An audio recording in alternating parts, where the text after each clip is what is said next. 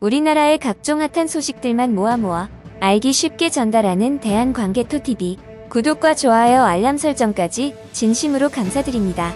최근 대한민국이 깜짝 놀랄만한 소식을 발표하여 전 세계적으로 큰 충격을 안겨줬는데요. 그 보고서는 대한민국의 최강 기갑군단 중 하나인 7군단의 공중 지원 화력으로 사용될 차세대 수직 이착륙 무인기가 극비리의 비행 시험을 하고 있다는 공식 발표였습니다. 이것은 당연히 우리 군의 기갑 및 무인 드론 전력이 적국들을 압도할 수 있는 능력을 갖추게 됨을 의미하는데요.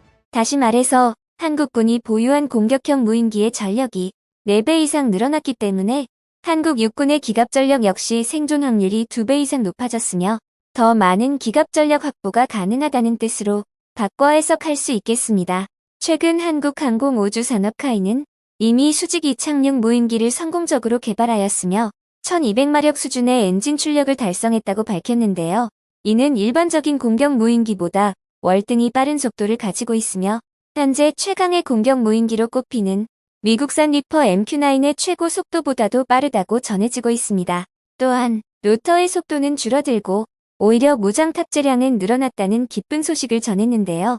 그러나 더욱 자세히 살펴보면 수직 이착륙 무인기 개발 보고서의 규모가 상당한데 이런 미국의 차세대 무인기인 리퍼 MQ-9급의 무인기를 대한민국이 개발하는 데 성공하면 우리 대한민국군은 더욱 강력한 국방력을 보유하게 될 것입니다.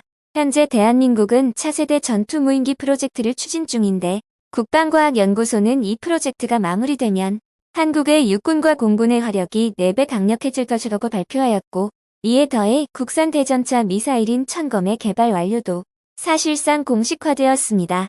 이 프로젝트가 계속 진행된다면 2030년쯤 한국은 독자적으로 수직 이착륙 무인기를 보유할 것이며 이 무인기는 5세대급 대전차 미사일을 연속적으로 발사할 수 있으며 최대 14대의 전차들을 동시에 격파할 수 있습니다. 이러한 기술력을 보유한 것은 동북아에서 오직 한국만이 유일하게 되는 것이죠. 이에 대해 가장 두려워하는 국가는 현재 대한민국을 위협하는 중국과 북한입니다. 스텔스 무인 드론의 특성상 적군의 기갑 장비들을 상대하는데 치명적인 성능을 보이는데요.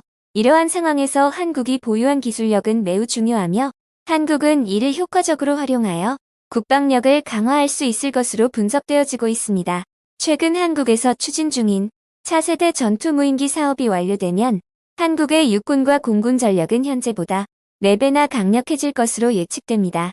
이에 따라 한국국방과학연구소는 천검 대전차 미사일을 개발하여 미래의 차세대 무인 전투기를 위한 개발을 완료한 것으로 밝혔습니다.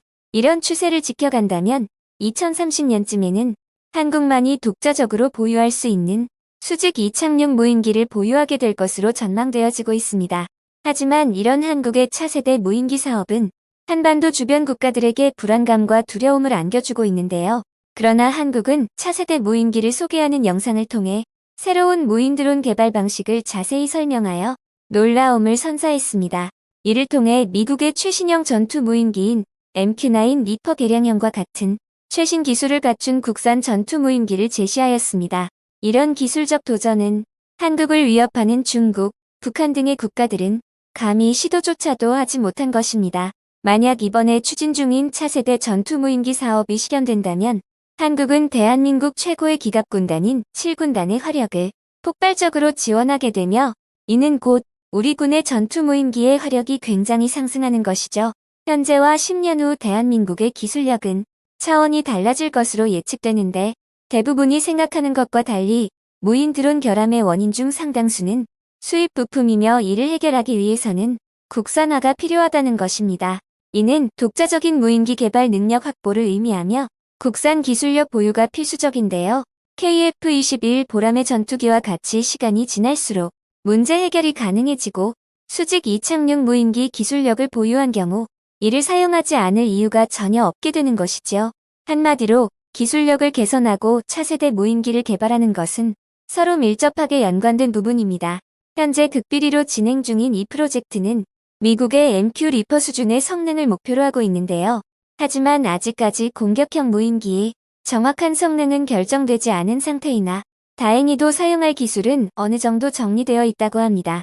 이는 한국군이 구성하고 있는 무인기의 형태가 미국이 추진하는 차세대 무인기와 상당수 성능이 겹쳐 있다고 보여지며 이러한 사실이 미국군의 관계자들도 경악스럽게 느끼는 부분이라고 할 수 있죠.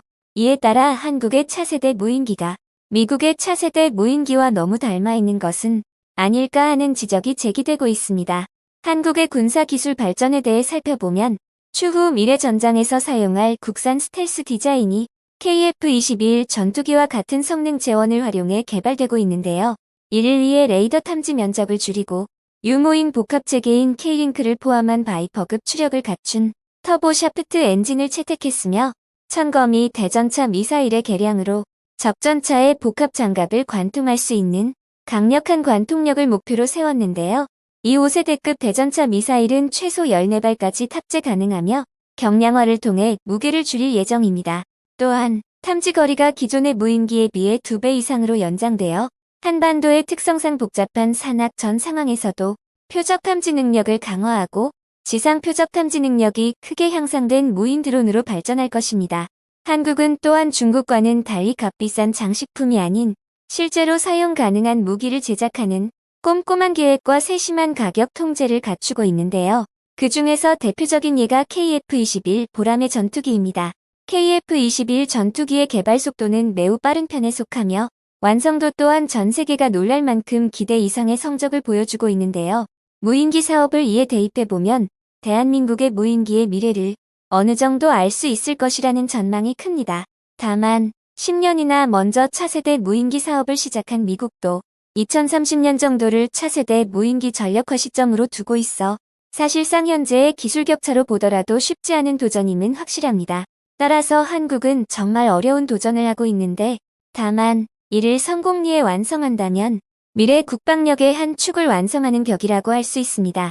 수직 이착륙 무인 드론이 개발된다면 한국은 세계 최고 수준의 항공 강국들과 어깨를 나란히 하게 될 것이며 이를 통해 한국은 첨단 항공 국가로 입지를 다져나갈 수 있을 것입니다.